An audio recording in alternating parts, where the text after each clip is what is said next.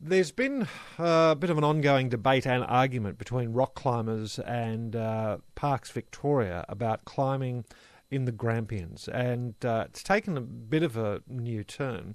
Traditionally over Easter, it's a boom time for rock climbers visiting the national park, but restrictions have been ramped up. Even though restrictions and climbing in some areas have been in place for years, a lot of that's been apparently unpoliced. Well, it's now being reported that Parks Victoria have begun fining people climbing in some of the banned areas. They have been talking this up in the last few months, and it comes after some claims and assessment by Parks Victoria about the environmental impact that climbing is having. Now, this is disputed by a large part of the climbing fraternity. Mike Tomkins is a spokesperson for the Australian Climbing Association of Victoria. Mike, good morning to you. Good morning, Steve. Thanks for having me on the programme.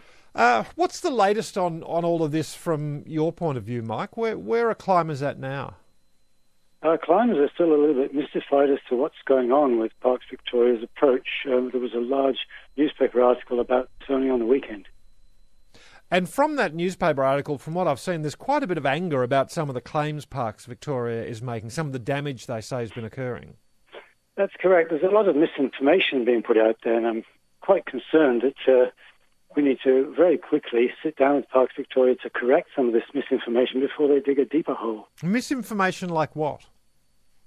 The main issue is the damage to rock art. Parks Victoria is claiming and really inciting a lot of anger about this in all quarters about damage to rock art that simply is not occurring. So the claims are what about the damage? That people are climbing over the top of rock art? Well, when Simon Talbot was on your show a couple of months ago, he did say that climbers were drilling into the paintings. And that's shocking. That's resonated around the world. Ballarat ABC Radio has been heard from Colorado to Tokyo to Innsbruck over this. It doesn't occur in climbing, and it's a shocking allegation that we refute.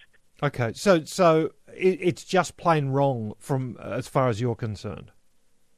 Well, what's happened is that Parks Victoria put some information to support this on their website a few weeks ago, where they showed a piece of Aboriginal rock art, a nice panel of beautiful art, and they showed a bolt drill next to it.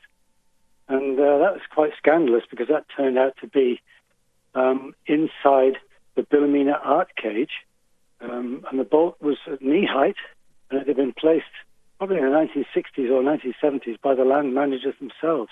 It wasn't a climber's safety bolt. Those are high up on the rock face, difficult to see at the top of the rock.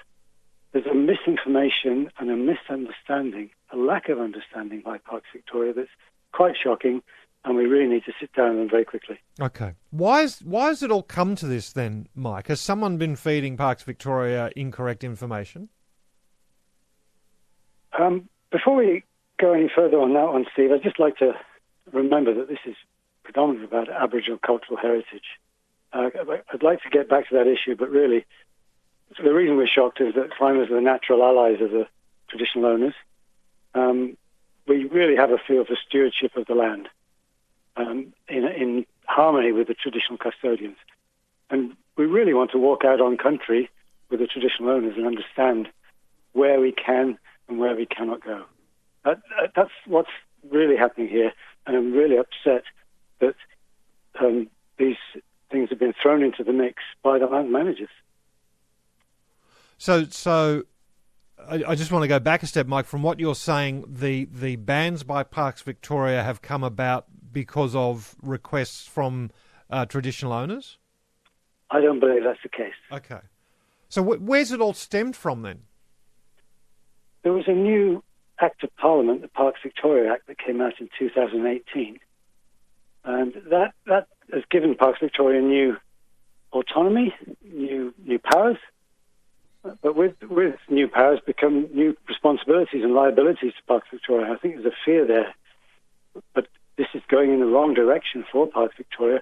There are some liabilities I'd like to talk about that are heightened by the approach that they're taking. Such as? There are safety belts used by climbers. It's an essential part of climbing. They're tiny, unobtrusive 12mm holes way up high on the rock face, difficult to spot even by people looking for them. Climbers have a published code of practice to minimise the use of safety bolt anchors, only when natural anchor points are not available. Banning climbing opens Parks Victoria up to serious liability issues. Do you accept that while there are, and I would expect the majority of climbers are quite responsible and respectful, as you say, that there are going to be those that are doing the wrong thing and those that have been doing the wrong thing in the wrong areas in the Grampians?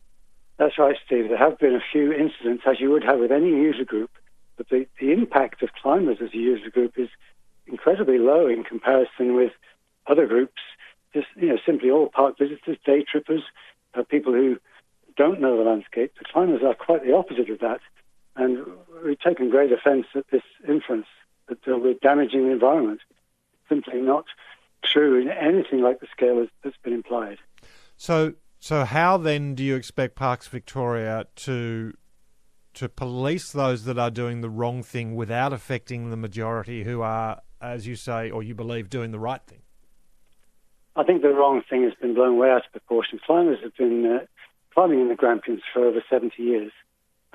We've had very, very few incidents of any difficulty whatsoever in that time, and that's quite a remarkable achievement by the community. You have a meeting with Parks Vic this week, is that right, Mike? Wednesday, yes. I'd like to straighten a few things out with Parks Victoria so that they can understand a lot more. There were some misinformation items that displayed a shocking lack of understanding, talking about things like speed climbing, which is, well, it's just not a thing. Speed is not what we do. The terminology was all wrong. We really want to get this understanding into Parks Victoria before they get into a situation where climbing is banned in this way. Unmaintained anchors will fail. Deaths could occur, Steve. And someone will be deemed liable. And Parks Victoria needs climbers' collaboration as stewards of the land in partnership with traditional owners. Mike, I'm going to have to leave it there because we've got other things we've got to get to, but nice to catch up with you, and we'll have to keep in touch and see how that meeting goes on Wednesday. Mike Tomkins, representing the Australian Climbing Association of Victoria, which I understand are relatively new in Victoria.